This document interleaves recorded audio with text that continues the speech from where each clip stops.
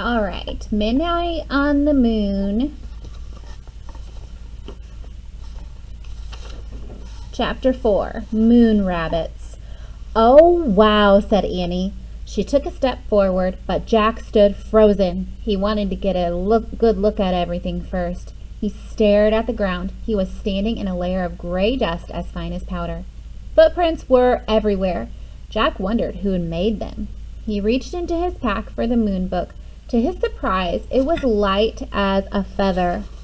He found a picture of footprints on the moon, and he read, "The moon has no rain or wind to blow the dust around, so footprints will never wear away naturally, not even in 1,000,000,000 years." Oh man, Jack said. The moon was the stillest place he had ever been. It was as still as a picture, and its stillness would never ever end. Jack stared at the ink-black sky. A lovely blue and white ball glowed far away. Earth. For the first time, it really hit Jack that they were in outer space. "Look!" cried Annie, laughing. She bounded past Jack, almost flying through the air. She landed on her feet, then she jumped again. "I'm a moon rabbit," she called. Jack laughed. How does she do that? He wondered. He turned a page and read, "A person weighs less on the moon because of the moon's low gravity and lack of air. If you weigh 60 pounds on Earth, you would only weigh 10 pounds on the moon." "Don't just stand there reading," said Annie, grabbing the book from Jack's gloved hand. She tossed it into space. It flew far away. Jack started after it. He bounded up and down. Boing, boing, boing. Now he felt as light as a feather. "Look," he called to Annie. "I am a moon rabbit too." Where Jack's boots hit the ground, moon dust gracefully sprayed into space. The book had landed at the edge of the shallow crater. When Jack reached it, he tried to stop, but his feet slipped. He fell over and lay on his side. He tried to stand, but he was off balance. He tried again, but the dust was just too deep, and his spacesuit was too clumsy. "You okay?" asked Annie. "I can't get up," said Jack. "You shouldn't have been goofing off," said Annie wisely. "You goofed off first," said Jack. "Now help me up, please." Annie started toward him. "Don't fall too," warned Jack. "I won't." Annie moved very slowly. She half floated, half walked. "Give me your hand," she said. Annie grabbed Jack's hand. She pressed her boot against his and pulled him up. "Thanks," he said.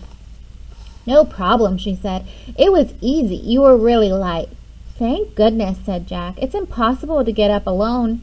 He picked up the moon book, and it was covered with dust. He brushed it off. "Oh, wow. Look," she said. She stood at the edge of the crater. "What is it?" said Jack. "A moon buggy," said Annie. The buggy was parked on the crater. It had 4 huge wheels. "Let's go for a ride," said Annie. "We can't," said Jack. "We just have 2 hours of air in our tanks, remember? I bet we'll find the M thing faster if we take the moon buggy." Annie bounded into the crater. "But we can't drive," said Jack. "I bet I can drive this," said Annie. "It looks easy. Come on." She jumped into the driver's seat. "But you don't have a license," said Jack. "Who cares?" said Annie. "There aren't any roads on the moon, or stoplights, or policemen either." She was right, Jack thought. "Well, go slow," he said, and he climbed in beside her. Annie pushed a button labeled "On."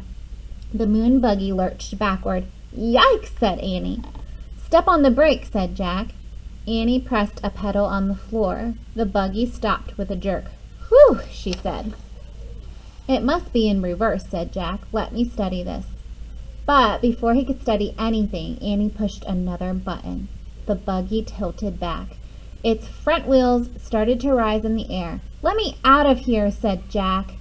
Annie pushed more buttons. The buggy's front wheels landed back on the ground, and the buggy leaped forward. "Slower," said Jack. "I can't," said Annie. "I don't know how." Annie steered the buggy over the tracks on the ground. The wide wheels kept it from sinking into the deep dust. "Careful," said Jack. The buggy zoomed out of the crater.